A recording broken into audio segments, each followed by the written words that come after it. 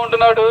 అంత మాత్రమే కాకుండా నాలో పాపమున్నదని మీలో ఎవడు స్థాపించగలరని ఆయన భూమి మీద ఉన్న దినాల్లో సవాలు విసిరిన వాడిగా ఉంటున్నాడు.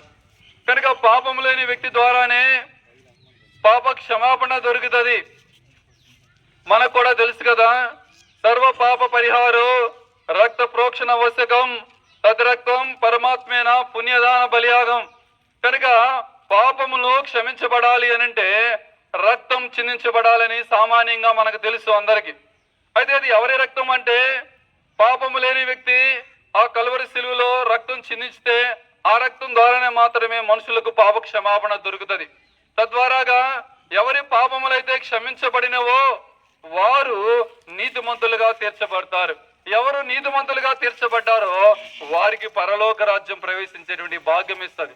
అంతేకాకుండా ప్రభువైన యేసుక్రీస్తు వారిని నమ్ముకుంటే, ఆయన రక్షకుడిగా స్వీకరించుకుంటే ఈ లోకంలో జీవించేటువంటి జీవితంలో కూడా హృదయంలో నెమ్మది, సంతోషం, శాంతి ఉంటది.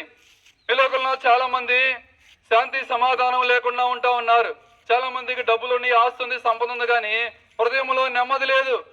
కానీ ప్రభువైన యేసుక్రీస్తుని కనుక హృదయంలో స్వీకరించుకుంటే అది సంతోషం, నెమ్మది కలిగేదిగా ఉంటది.